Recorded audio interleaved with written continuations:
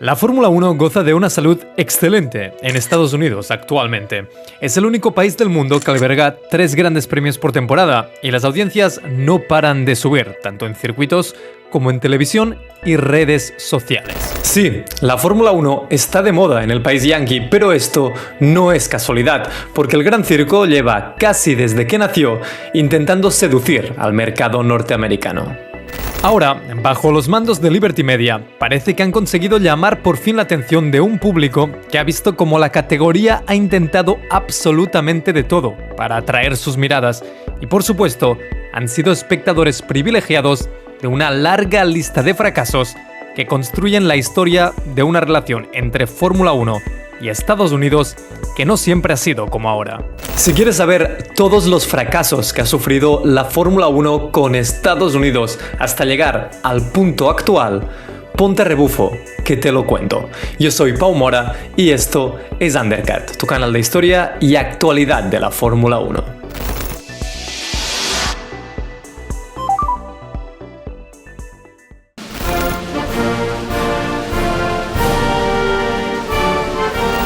La relación entre la Fórmula 1 y Estados Unidos se remonta al nacimiento mismo del Campeonato Mundial en 1950. Ese año, la Federación Internacional del Automóvil, perdonad mi francés, lo que toda la vida ha sido la FIA, decidió incluir las 500 millas de Indianápolis en el calendario de la Fórmula 1 como una de las rondas puntuables. Una decisión estratégica para dar al nuevo certamen un alcance global inmediato. Sin embargo, esta inclusión tenía condiciones especiales que la diferenciaban de las demás carreras. La Indy 500, disputada en el óvalo del Indianapolis Motor Speedway, seguía sus propias regulaciones bajo la American Automobile Association, con coches de mayor cilindrada y diseños adaptados a las altas velocidades sostenidas, en contraste con los monoplazas europeos, que eran más ágiles y técnicos, enfocados a los circuitos convencionales. Muy pocos pilotos de Fórmula 1 llegaron a cruzar el Atlántico para competir allí, y es que la diferencia en el reglamento técnico y sobre todo la complejidad que implicaba cruzar el charco por aquel entonces lo hacían muy complicado. Nombres tan famosos como el de Ascari en 1952 o Fangio en 1958 llegaron a competir en la Indy 500 mientras esta seguía formando parte del Campeonato Mundial de Fórmula 1, pero ninguno de ellos fue capaz de ganar en el óvalo más famoso del mundo del motor. Esta integración simbólica duró hasta 1960, cuando la FIA la eliminó para enfocarse en circuitos más alineados al estilo europeo.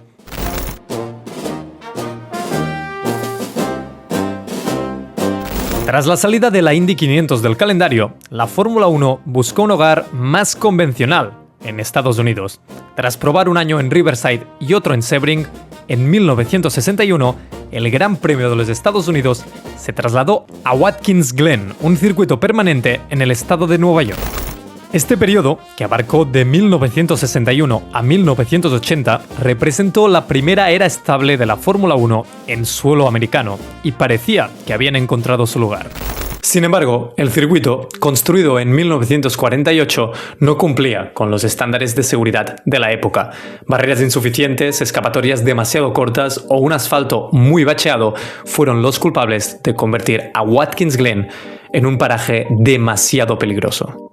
Accidentes fatales marcaron esta era. François Severt perdió la vida en 1973 colisionando con un guardarraíl en Dieses, pero fue la pérdida de Helmut Koenig en 1974, otra vez por un guardarraíl, lo que impulsó a la FIA a pedir mejoras importantes al circuito si querían seguir en el calendario.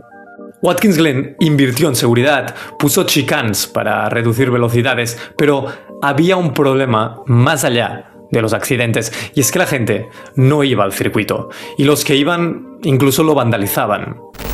Sí, esto que estáis viendo es un autobús que incendiaron algunos asistentes de 1974 en el exterior del circuito, una auténtica locura. Próximamente os traeré un vídeo hablando sobre ese día, porque hay mucho más que ese autobús. El público americano estaba interesado en otro tipo de entretenimiento y en 1980, llenos de deudas, los promotores se retiraron. Tras 20 temporadas, Watkins Glen desaparecía del calendario.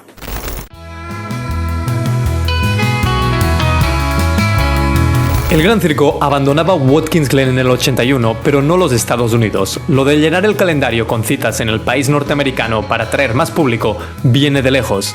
Y en ese entonces, Long Beach, un circuito urbano en California, formaba también parte del calendario desde 1976. A pesar del buen clima y la proximidad con Los Ángeles, el Gran Premio no terminó de cuajar. Era rentable, sí, pero los inversores recuperaban unos $100,000 al año tras arriesgar entre 6 y 7 millones. Un mal año hubiera acabado llevando al evento a la quiebra y eso acabó provocando su salida de la Fórmula 1, otro destino donde no podían consolidarse. A partir de allí empezaron los experimentos para encontrar un circuito que fuera capaz de enamorar al público norteamericano de la Fórmula 1. Entre 1981 y 1991 se apostó por los circuitos urbanos. Las Vegas se atrevió con un circuito hecho en el parking del Hotel Caesars Palace. Por sorpresa de nadie, fue un fracaso.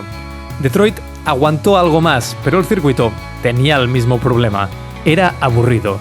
Dallas solo celebró un gran premio en 1984, pero fue uno de los más duros de la historia por culpa del calor que, literalmente, derritió el asfalto y nos dejó esta imagen de Nigel Mansell desmayado intentando empujar su coche a meta. Un fracaso absoluto. Y por último, Phoenix, con la peor asistencia de todos estos grandes premios. Aún me pregunto qué pensaban en la Fórmula 1 cuando aceptaron un trazado que lucía de esta manera. 5 circuitos en 10 años no era en absoluto un buen presagio para la Fórmula 1 y en 1992 dejaron de perseguir su sueño americano. Por primera vez desde la creación de la categoría, Estados Unidos no contaría con ningún gran premio en el calendario. El naufragio de la Fórmula 1 en tierras norteamericanas tenía diversos factores. Culturalmente, los estadounidenses preferían la NASCAR o la IndyCar, con sus carreras en óvalos más enfocados al espectáculo y más representación de pilotos locales. Datos de la época muestran que la NASCAR atraía audiencias televisivas de millones, mientras que la Fórmula 1 luchaba por superar los 100.000 telespectadores por evento.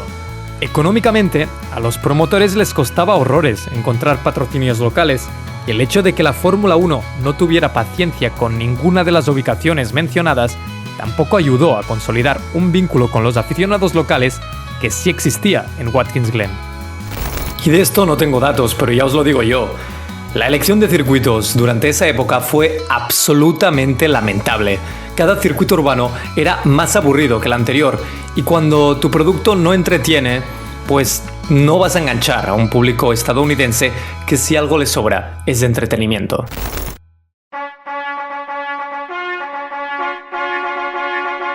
Tras unos años de distanciamiento, el año 2000 marcaba el regreso de la Fórmula 1 a Estados Unidos y lo hacía por la puerta grande, regresando a Indianápolis. En lugar del óvalo puro, se construyó un circuito mixto de unos 4 kilómetros que incorporaba partes de la recta principal y la curva 1 del óvalo junto al circuito interno. Esta adaptación costó alrededor de $10 millones y fue un esfuerzo conjunto entre la FIA y Tony George, propietario del Indianapolis Motor Speedway, para de nuevo acercar la Fórmula 1 a Norteamérica. La primera carrera atrajo a más de 225.000 espectadores, un récord para la Fórmula 1 en Estados Unidos, con Michael Schumacher logrando la victoria. Por primera vez habían encontrado interés real y Indianapolis tenía mucha culpa de eso. El circuito era el puente perfecto entre Fórmula 1 e IndyCar para que los aficionados conociesen la otra categoría. Y durante 5 años mantuvieron audiencias estables tanto en televisión como en circuito. Parecía que la Fórmula 1 por fin había sido capaz de seducir los Estados Unidos, pero cuando todo iba bien, llegó 2005.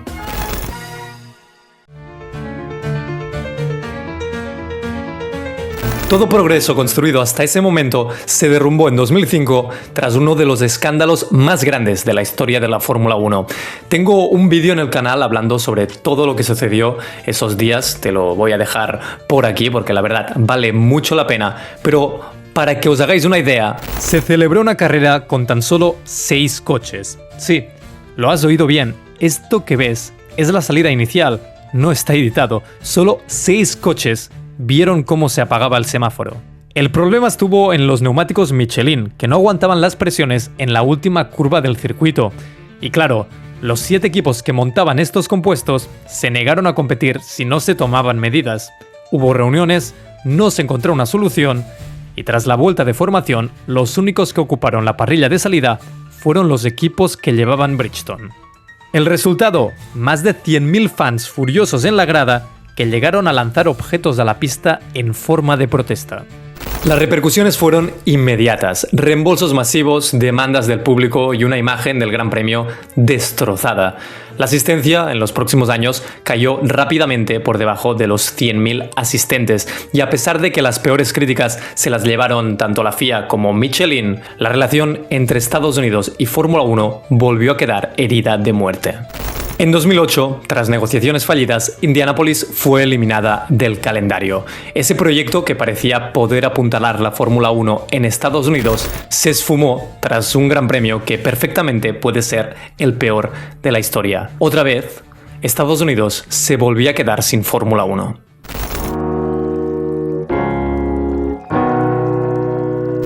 Incapaces de abandonar el sueño americano, la Fórmula 1 regresó a Estados Unidos en 2012 con el Circuit of the Americas. Situado en Austin, Texas, era un trazado nuevo, moderno y diseñado por el conocido diseñador de circuitos Hermann Tilke.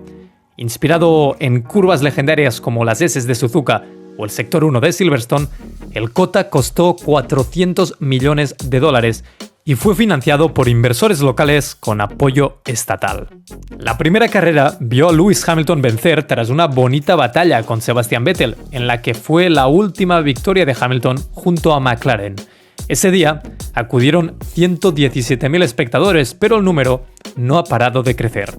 Desde entonces, el COTA se ha convertido en un pilar para la Fórmula 1, llegando a los 400.000 aficionados en el circuito en fines de semana completos ya desde 2024. La Fórmula 1 se ha dado cuenta que el producto se debe vender diferente en Europa que en Estados Unidos y sobre todo han encontrado un circuito que por fin da verdadero espectáculo. Fuera de la pista, sí, al más puro estilo americano, pero también dentro de ella, algo por lo que en el pasado algunos circuitos fracasaron estrepitosamente. La sinergia Estados Unidos-Fórmula 1 funcionaba y la cosa creció de forma natural. En 2016, la Fórmula 1 ganó un elemento autóctono con la entrada de Haas, el primer equipo estadounidense desde 1976. Fundado por Gene Haas, copropietario de Stewart Haas en NASCAR, el equipo adoptó un modelo de colaboración con Ferrari para motores y componentes con el objetivo de hacer un monoplaza low cost. Debutaron en Australia con Romain Grosjean en los puntos, todo un hito para un equipo novato. A pesar de ese impresionante debut, no han podido mantener la línea ascendente siempre y de hecho aún no han ganado carreras, pero ha sido un elemento clave para el desarrollo de la Fórmula 1 en Estados Unidos. Han atraído patrocinadores locales como MoneyGram y han ayudado a crear otro vínculo más entre los estadounidenses y la categoría, que en 2026 pues ya tienen hasta 2 equipos. Además de ellos, también está Cadillac. Esta americanización de la Fórmula 1 dio un paso más con la llegada de Liberty Media a los mandos de la categoría.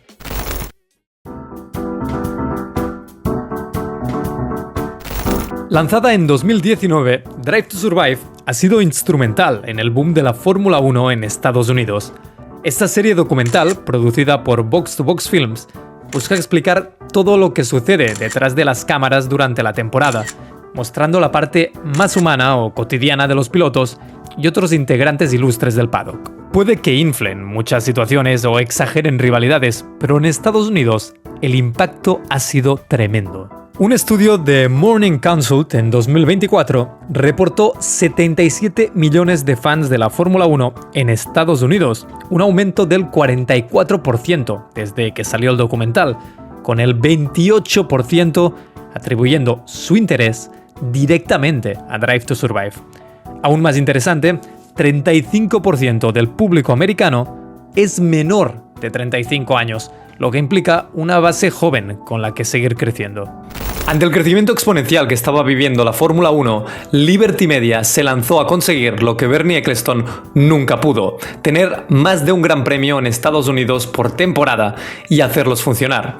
En 2022, un circuito urbano en Miami se unía al ya consolidado Circuit of the Americas. Tras 4 años de competición, no ha convencido a pilotos, no ha convencido a los puristas y no deja de ser un trazado urbano que carece de personalidad, rasgo habitual entre los circuitos que últimamente entran nuevos a la Fórmula 1. Pero la realidad es que no han necesitado nada de eso, porque, como mandan los cánones deportivos estadounidenses, el espectáculo no tiene por qué estar siempre en el deporte, puede estar en todo aquello que lo rodea. ¿Os acordáis lo que os había contado antes que habían conseguido en COTA? Buen show fuera de la pista y también buen show dentro. Pues parece que ya se les ha olvidado. Fijaos en la cantidad de VIPs que hay en Miami. Es un sinfín de caras famosas de las cuales la inmensa mayoría les interesa entre poco y nada la Fórmula 1. Pero están ahí por otros motivos, porque son ellos, en muchas ocasiones, donde apunta la cámara, porque la Fórmula 1 en Miami está planteada más como un festival que como un fin de semana de carreras. A mí personalmente me gusta poco el circuito y creo que no debería estar con la de buenas opciones que hay en el mundo, pero los números dicen lo contrario. Ya en su debut atrajo a 275.000 espectadores y económicamente generó 350 millones de dólares en impacto local, según informes de la ciudad. Esta fórmula en Miami, nos guste o no, funciona. Y en 2023, pues repitieron la jugada en Las Vegas y el resultado fue muy similar. 315.000 espectadores en su primera edición y beneficios astronómicos. El COTA me parece un buen circuito, da buenas carreras, pero Miami y Las Vegas está claro que tienen trazados más enfocados a ensalzar sus ubicaciones que a generar buenos adelantamientos. Si para hacer crecer un producto deteriora su calidad o cambia su esencia, eso a la larga te puede acabar pasando factura. Y esta misma crítica se la quiero hacer a Drive to Survive, que hemos llegado a un punto en el que ya se inventan cosas para hacer más atractiva la Fórmula 1. Y me pregunto, ¿es necesario sumar aficionados que sin esa salsa no les interesaría el deporte? Por otro lado, el crecimiento en números es incontestable. En noviembre del año pasado, la carrera en Austin la vieron 1.5 millones de espectadores por ESPN, un 14% más que en 2024. Si sumamos la asistencia de los 3 grandes premios estadounidenses, ya superan al 1.000.000 de asistentes anualmente. Y podrías seguir con un largo etcétera de datos que nos indican que la Fórmula 1 por fin tiene la atención de Estados Unidos. Si el interés por la categoría es verdaderamente real, eso solo lo dirá el tiempo. Si has llegado hasta aquí, te pediría que te suscribieras, des un like o comentes sobre qué piensas de este camino que está cogiendo la Fórmula 1. Tengo ganas de debatir con vosotros en comentarios, así que adelante, dejad vuestras opiniones. Cada una de estas cosas me ayuda a seguir creando contenido y así entre todos hacemos más grande la familia Undercut. Yo de momento te dejo algún que otro vídeo de historias por aquí y me despido. Hasta otra.